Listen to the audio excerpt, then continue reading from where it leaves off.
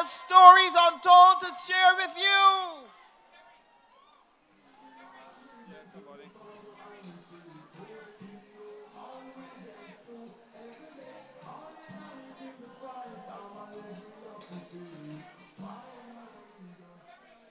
Good night, everybody. Ladies and gentlemen, I got a floor key ring backstage, a blue floor key ring. I can't describe it anymore because somebody may want to carry the young lady that it belonged to. Now, I want to pick up from where Trevor left off. We are coming close to the end, but I think that he was getting through to you a very critical message. At midnight tomorrow night, the life of the parliament that you elected will constitutionally come to an end. What reason, Franda Stewart, could you possibly have that is in the interest of the people of Barbados for you to be loitering on the steps of government, exercising executive power without the oversight of a Parliament of Barbados? That is the fundamental question that Franda Stewart and his goon squad must answer. And what Trevor Prescott was making pellucidly clear is the fact that there is a philosophical thing in this, man.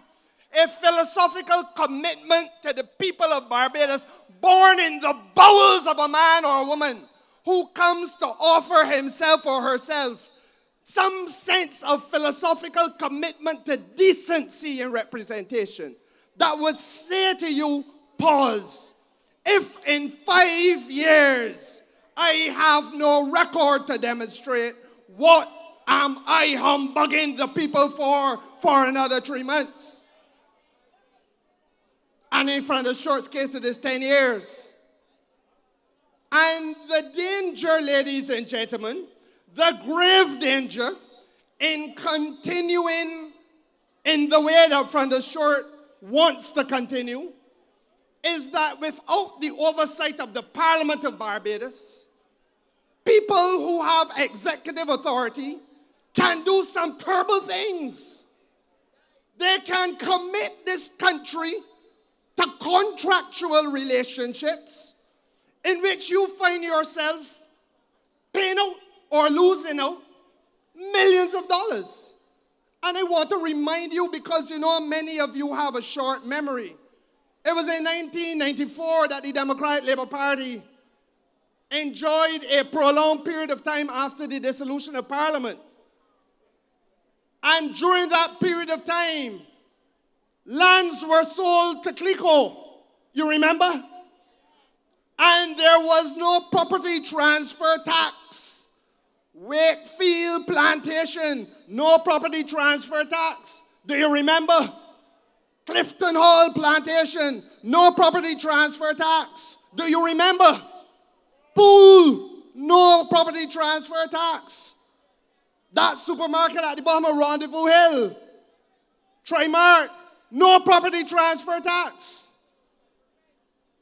And that amounted, after all was totaled up, to roughly $40-odd million in waivers that the Democratic Labour Party presided over, which perhaps back then you could argue the country might be able to afford.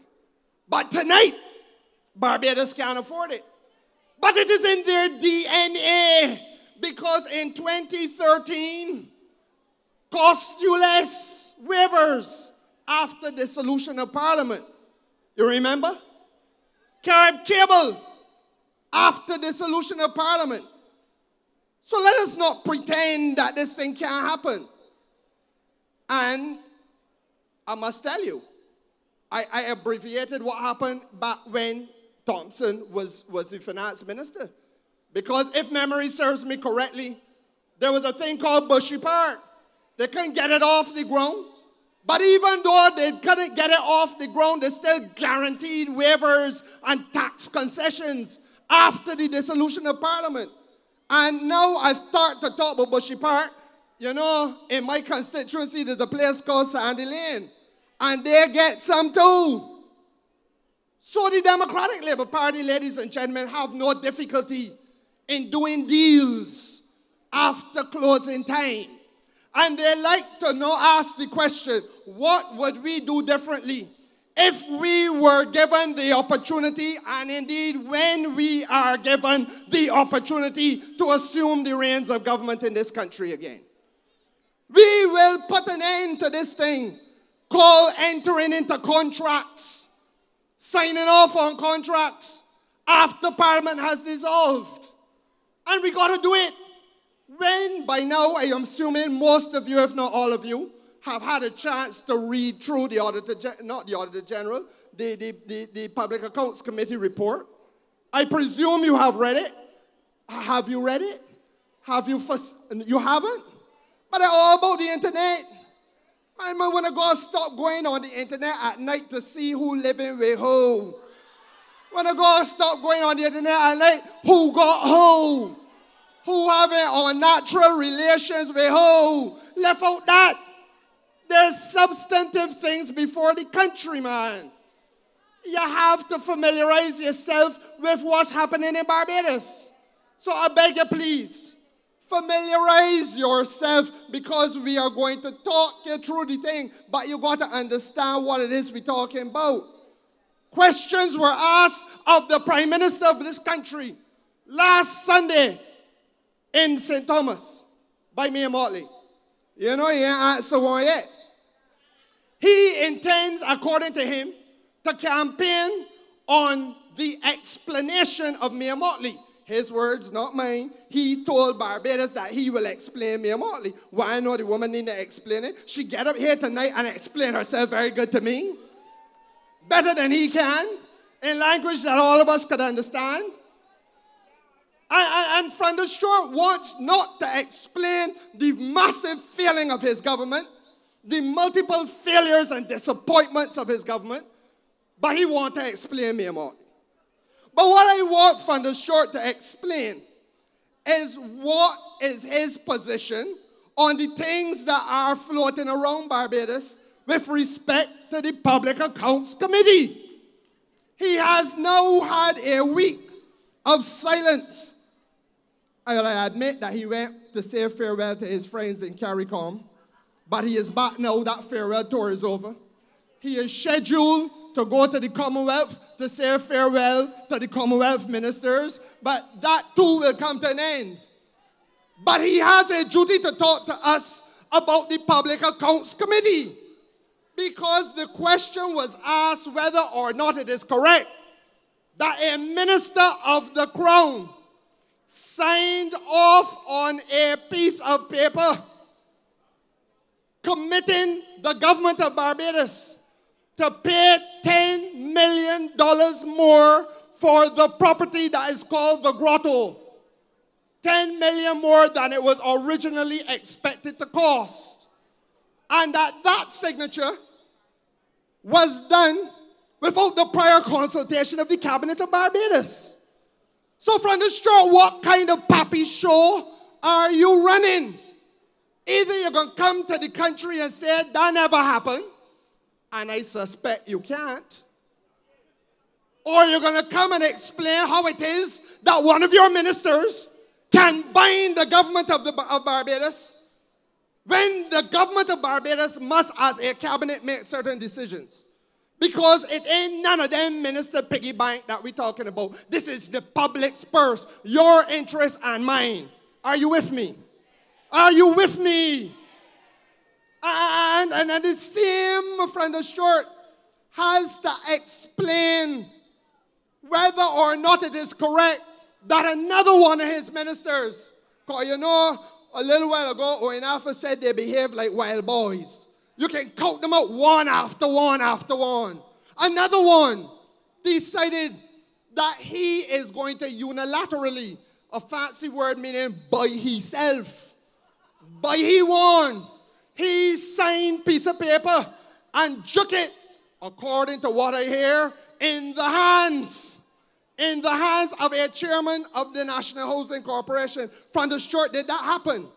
And did the paper act as a directive to take the building contract for the construction of a multi-story set of units at Exmouth, away from the contractor at Exmouth, and put it in the hands of the same people who are here now by Four Seasons Hotel.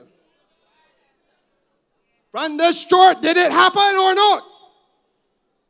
These are the matters that need to be explained in Barbados. This is the raw bone that needs to be laid bare.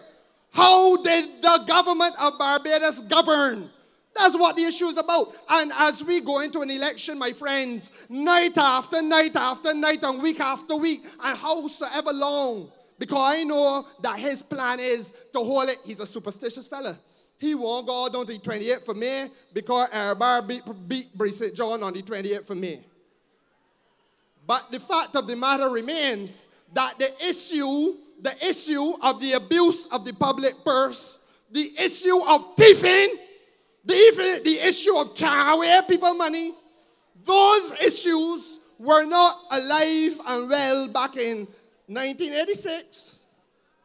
The issues are alive and well tonight. And from the short, you have to explain, how is it possible that a week can pass after the leader of the opposition, the person guaranteed under the Constitution of Barbados to chair the Public Accounts Committee? You understand that? Nobody else but the leader of the opposition can chair the Public Accounts Committee in law. And yes, she asked for an accounting. She asked the Prime Minister of this land to explain to the people of Barbados whether or not it is correct that a minister of the Crown, acting on his own volition, decided that he was going to bypass cabinet and award a contract for millions of dollars to a private firm after having taken it out of the hands of another private firm that previously held the contract, thereby exposing the country to millions of dollars in damages for a breach of contract. Do you understand what I'm saying? Let me break it down. If you had a snow cone carrot and you had a contract to come and do work, sell snow cones at my property, my place of business. But then when you shut the morning, I tell you, go along about your business and walk you no more. Don't mind we sign a piece of paper saying that you're going to be coming here to work. I want Mr. X from down the street to do the job. You know that I owe you a little something because I put the pen to paper already. You with me? But it's the same principle. The law don't change. What changed is that the snow cone carrot ain't going to bring in millions. This costs millions. And from the short cannot go into an election in Barbados. He must not be allowed to masquerade under the guise of being Mr. Squeaky Clean and Mr. Decent and Mr. Gentlemanly while keeping his lips sealed on matters of a fundamental nature with respect to the public purse. Last election, they put up billboards all around Barbados. Oh, he's a gentleman. The issue was never whether this country was led by a gentleman. Owen Arthur was a very gracious gentleman. The issue was not that. The issue was the substance of government. This time they can't hoodwink nobody. From the short, you have to talk. And you must also talk, my friend. You must also talk. Well, I call you friend in passing. I want to race at him. I tell you already, if I had sit across the table from you, I'd vomit. But I said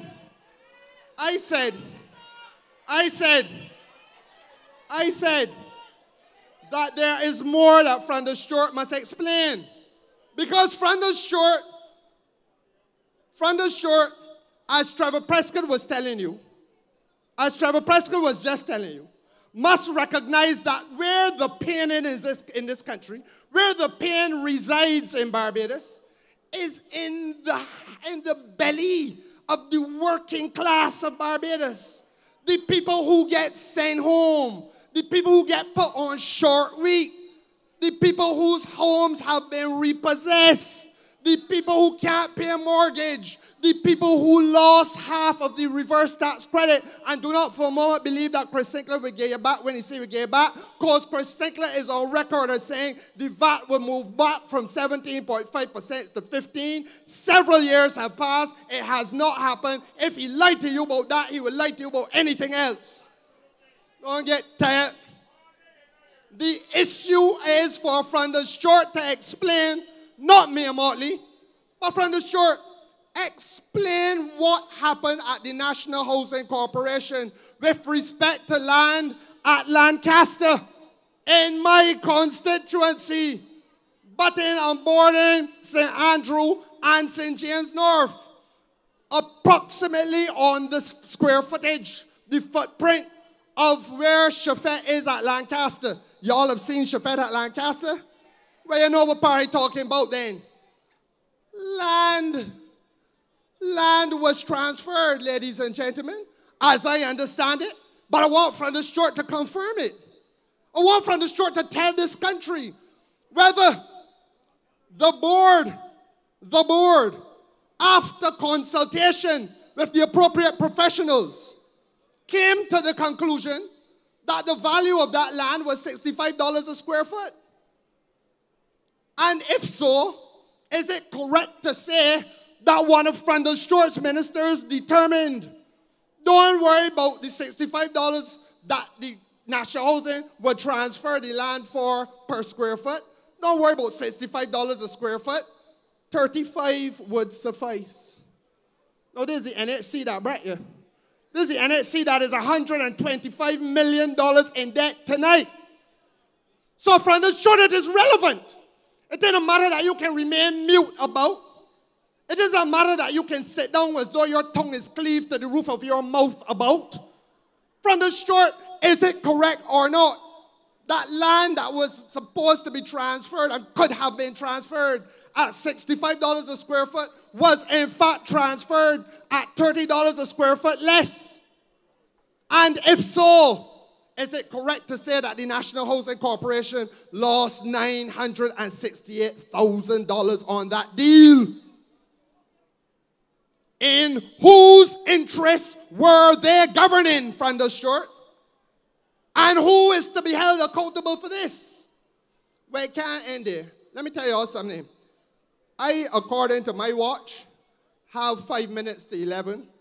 That's what you got, Pat? Right. So that gives me 5 minutes to wrap up here. And I want to say in closing, these things cannot be allowed to happen. I know that even as I speak to you tonight, some of you in your mind, many on the internet will be writing, typing furiously, man, these things has happened whatever party and government. Those are the words of a doubting Thomas. The book of John tells you about doubting Thomas. Huh? But you have to understand that this party, this generation that me and Motley now talk about, and I am 2 years younger than her, this generation must save Barbados and stop these things from happening. And so therefore, if it means that when the reins of power are transferred, and I pray they will be, and we have to do the research to make sure that all that we hear is in fact correct, then whoever in charge, whoever's hands have been tarnished with the process, these people have to be held accountable. There's a case in Belize, Coyer and Marin, where the Caribbean Court of Justice, which is the highest court of Belize, and happily is the highest court of Barbados, the highest appellate court of Barbados, has made it clear that if through the acts of omission, that's the things he did not do, or the acts of commission, the things that he did do, a minister has caused the state to suffer a loss, then the state has a right to put its hand in the minister's pocket to get back what which it lost. And I am saying to you that as far as Kerrie Symmonds is concerned, and as far as the Labour Party and my colleagues are concerned, that case holds importance and relevance to the situation in Barbados tonight. And so I want Francis Short to tell you and me and answer me, Motley, From the short, do you feel the case holds relevance in Barbados tonight? And are you prepared, even at this 11th hour and 59th minute, to take the necessary steps to protect the public interest? Or does it have to be done when once you are brutalized at the polls and then we have to clean house? But the house done clean one way or the other. I give you that assurance. I give you that assurance. And my friends, this is not a time to flinch. This is not a time to turn away.